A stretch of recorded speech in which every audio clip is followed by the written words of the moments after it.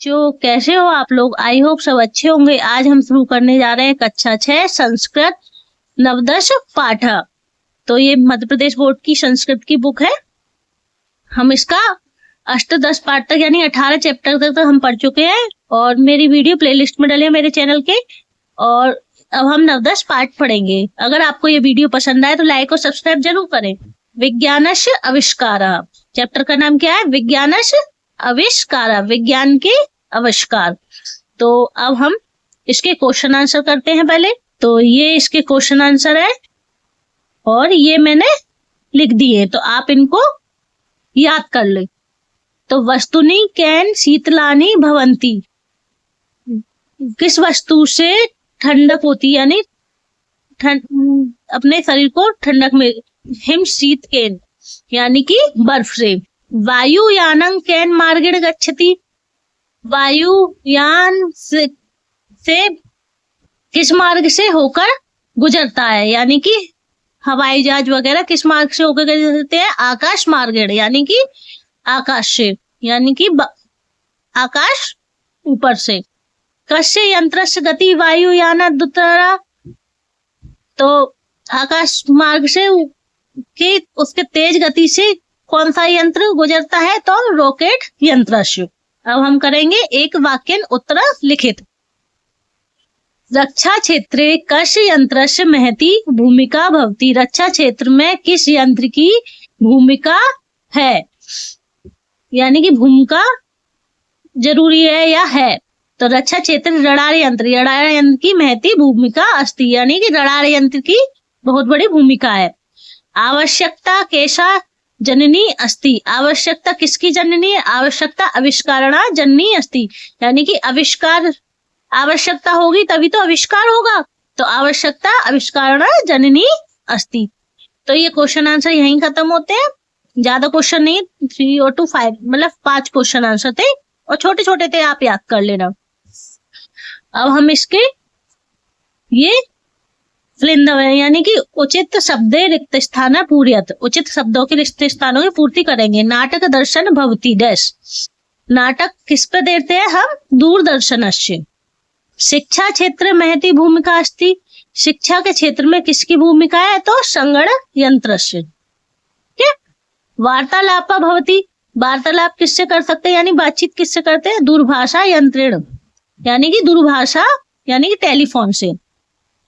उचित मेलयत, यानी कि उचित शब्दों की जोड़ी बनाना है। तो दूरदर्शनम, दूरदर्शन से अपन क्या करते हैं? दृश्य श्रव्यम, यानी देखते भी है और सुनते भी है। वायुयानम, वायुयानम से क्या करते हैं? यात्रा, यानी कि हवाई जहाज से हम क्या करते हैं? यात्रा। दूरवाणी यंत्रम, दूरवाणी यंत्र यानी टेलीफोन से क्या करते हैं हम? वार्तालाप।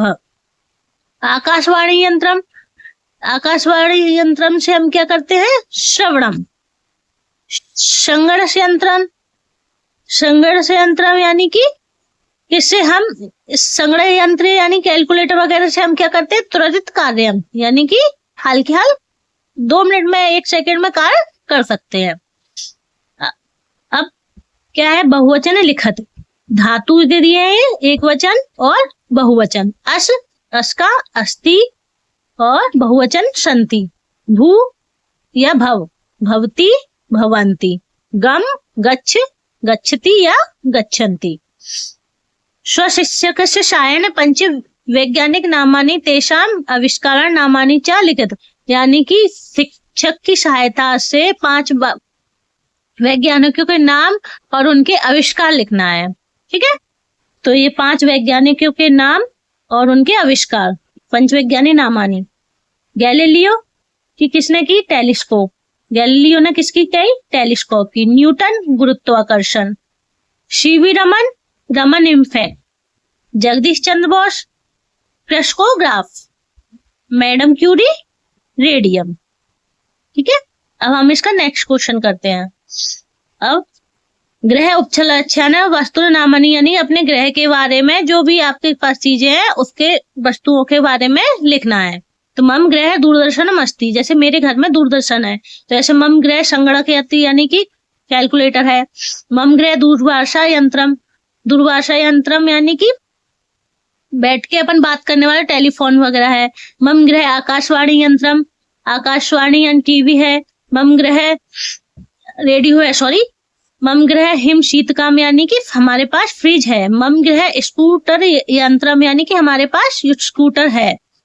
मम गृह विद्युत व्यंजनानि अस्ति, विद्युत खाना वो लाइट वगैरह की चीजें हैं। मम गृह वस्त्र प्रक्षालन यानी कि कपड़े धोने की मशीन है। मम गृह जल उत्थापन नियंत्रम अस्ति, हम हमारे घर में पानी के लिए जल प्राप्त करने के लिए मोटर है। मम गृह टंकण यंत्रियम अस्ति, मम गृह कार्ययानम अस्ति, हमारे घर में क्या कार है। आई होप आपको ये वीडियो पसंद आई होगी।